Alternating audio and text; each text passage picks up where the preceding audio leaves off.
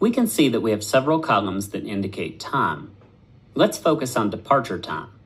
We can see that column I includes the scheduled departure time, while column J includes the actual departure time.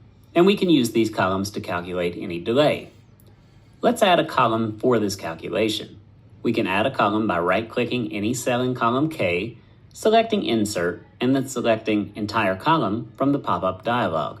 Remember that by default, Excel inserts a column before the selected column. Now we can add our calculation formula. In this case, we want to take the departure time in column J and subtract the scheduled departure time in column I to calculate our departure delay. However, many flights actually take off several minutes before their scheduled departure time. Let's use an if statement to say that if the departure time is less than, that is, it occurs before, our scheduled departure time, then we want an empty value. If there is a delay, we want to calculate cell J2 minus I2 to get our departure delay. Notice here that our calculation shows us that our first flight listed had a departure delay of 6 minutes. Excel gives a user the ability to fill all rows or only specified rows with data. You can pull down the autofill handle to select only specific rows to fill.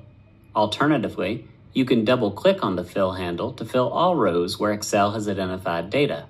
We can demonstrate this using our Excel file.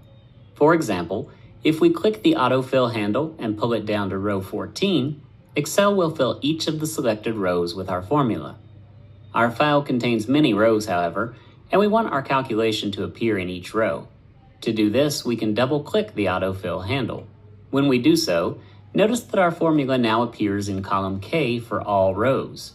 We can press Command and the down arrow on a Mac, or Control and the End key on a PC to go to the last row of our data file.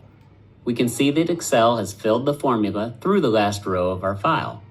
Now, let's press Command and the up arrow on a Mac, or Control and the Home key on a PC to return the first row of data.